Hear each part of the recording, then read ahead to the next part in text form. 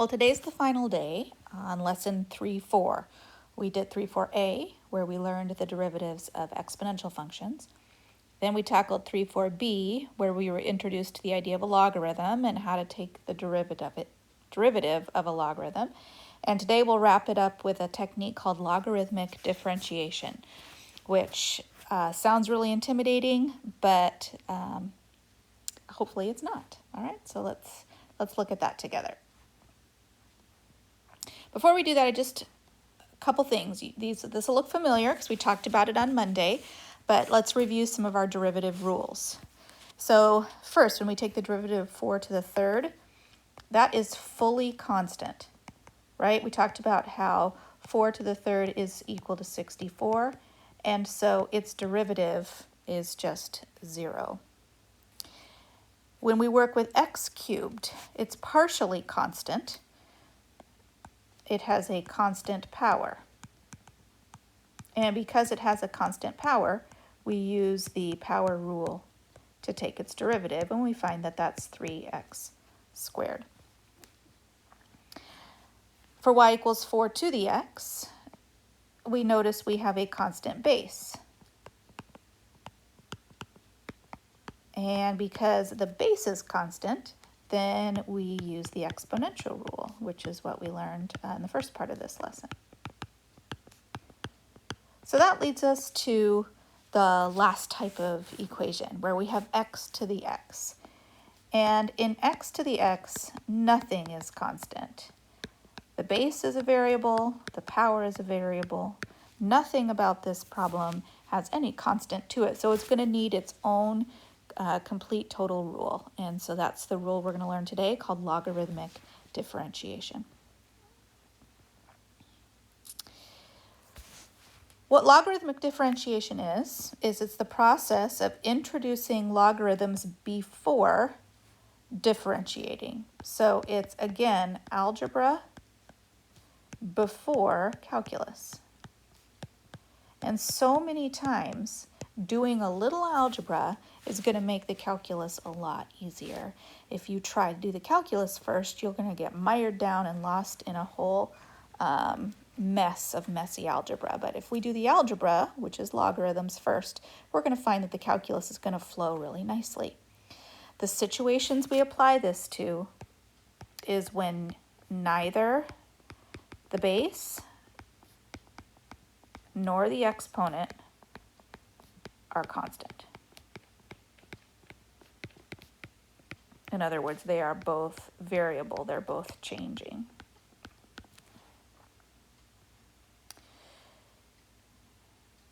Okay, so here's a problem where this would apply.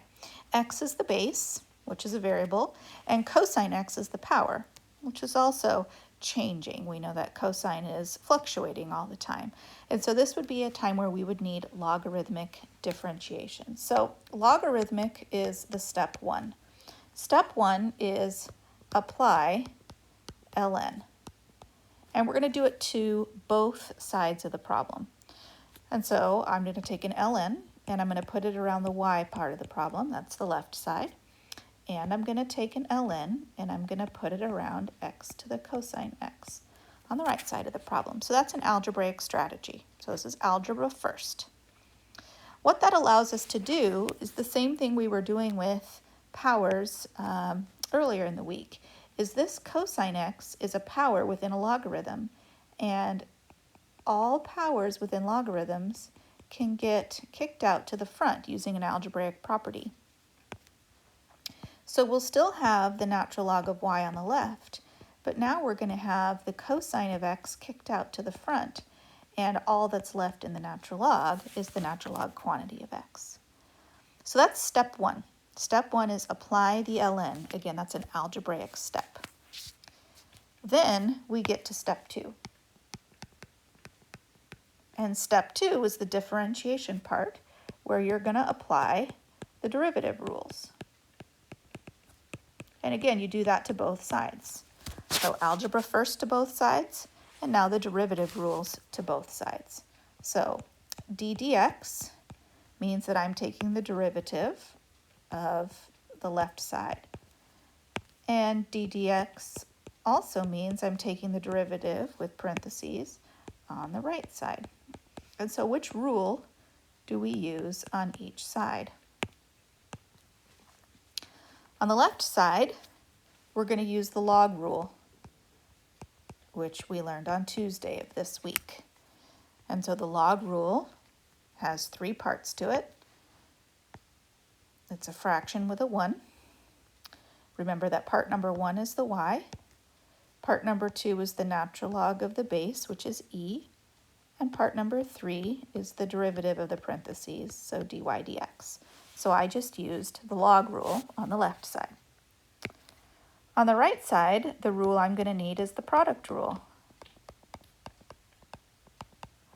because cosine x is multiplied by natural log of x. So my product rule has 4 parts to it. The log rule had 3, the product rule has 4. So we start with the ln of x, and then we multiply it by the sine of x, and then we have the cosine of x, and then we have the derivative of the ln, which is 1 over x,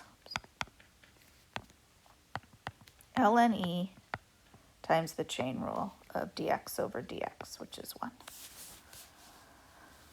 Okay, so step 1, do algebra, logarithms. Step 2, apply your derivative rules. And now it's just cleaning up what we've got. Let's take every ln e and make sure we make that 1. So I've got ln e here. I've got another natural log of e over here. So I have 1 over y times dy dx. And then I've got ln x times sine of x. Not much I can do with that. Plus cosine x over x. And I can't really reduce that either. Okay, last thing, we just need to make sure we've answered the question. Well, what was the question? The question is find dy dx. That means my answer should have dy dx alone. And right now, here's dy dx, but it's not alone. So how do I get it alone? Well, I have to get rid of 1 over y. How do I get rid of 1 over y? Multiply everything by y on both sides. So I'm going to multiply this side by y. And I'll multiply the entire other side by y. So my final answer has dy dx alone. And then in the parentheses, I had my ln x times my sine x plus my cosine x over x. And in front, I multiplied by y. But you remember what y stood for? Y is x cosine x. So I'll put x cosine x in the front. And now I've solved my problem. I've got my dy dx alone in the format that we need to give our answer in. So step 1, algebra. Step 2, calculus. And then the rest is just cleanup. So let's see if we can do that to the next question. So here's another situation where logarithmic differentiation would be necessary. Why? Because we've got a base that's not constant, it's 3x, and a power that's not constant, it's rad x. So let's see what we need to do here. So step 1, the algebra of applying a logarithm. So natural log around the left side, natural log around the right side, and that allows me to move my rad x out to the front here. So now I've got the rad x out in the front, and I've got multiplied by the natural log of 3x. So this becomes a multiplication problem. So that's the algebra. That's all it takes, is applying an ln to both sides. Now I'm ready for step 2, and the step 2 is the differentiation, which means I'm taking a derivative around the ln y side, And then I'm going to take a derivative, around the product rule side.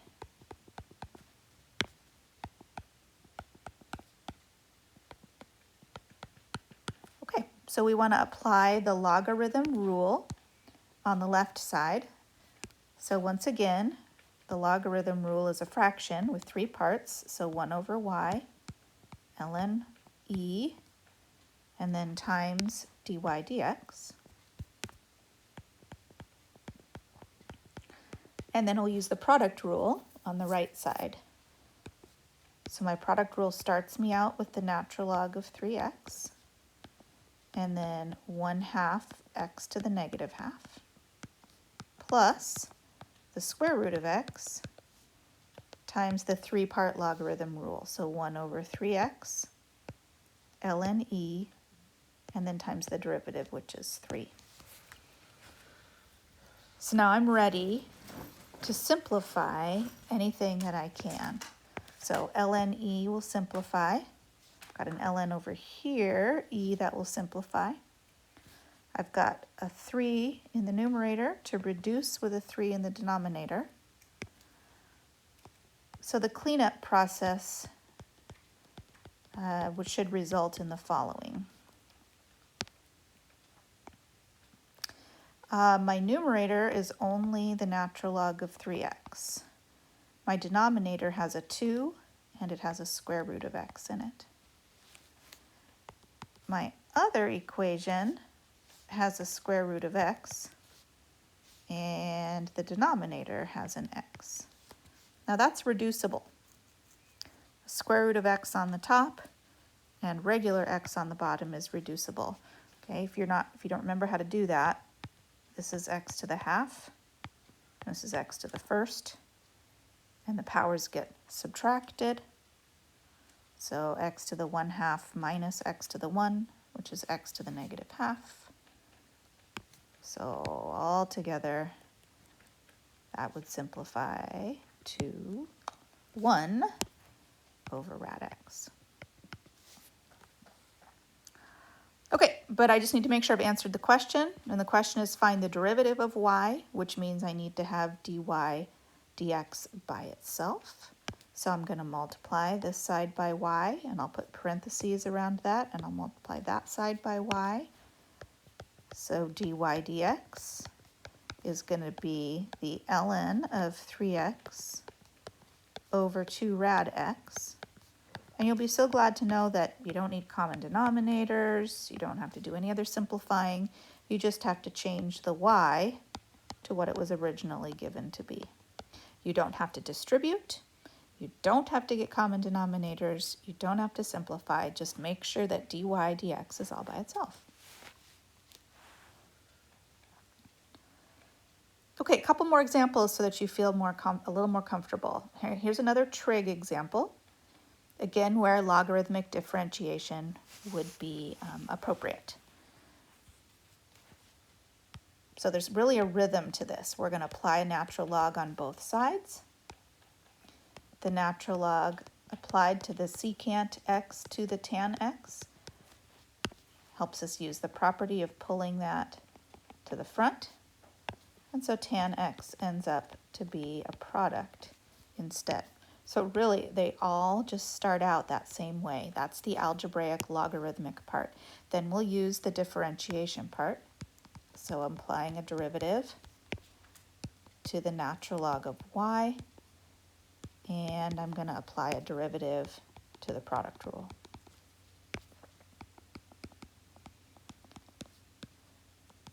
So many of these problems are going to feel like the rhythm of it is exactly the same.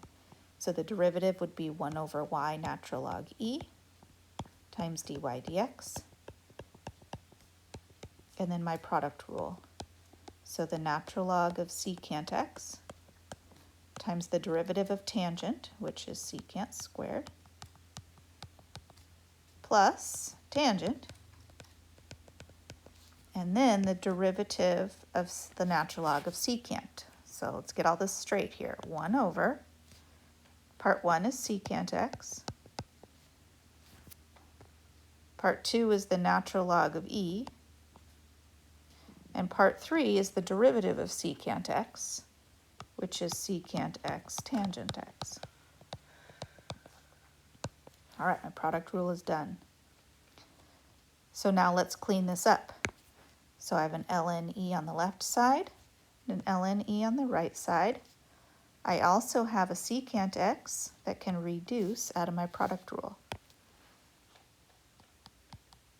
So I have 1 over y dy dx equals.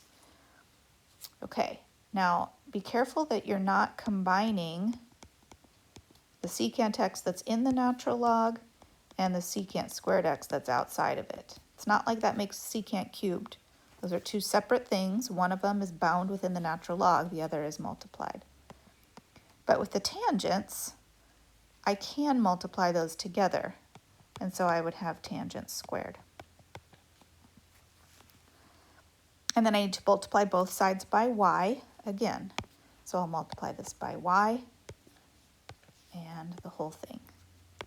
So my dy dx result, where y is equal to the secant x raised to the tangent x, and then multiplied by, and just to be careful, I'm going to put my secant squared in front, and then I'm going to put my natural log of secant after it. That way I'm not tempted to combine those secants, and then plus tan squared.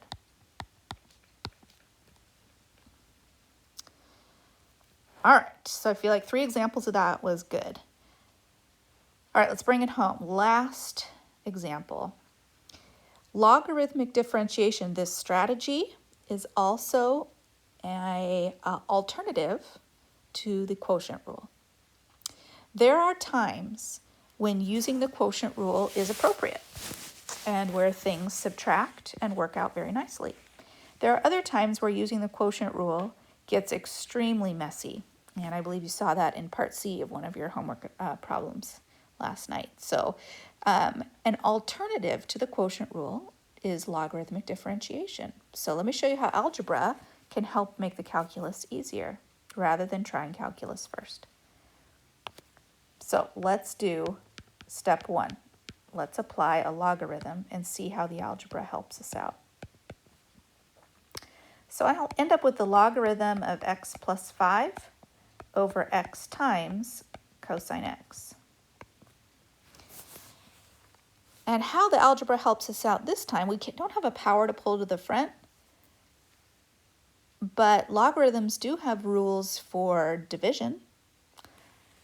And so this can turn into the natural log of x plus 5 minus the natural log of the quantity x times cos x.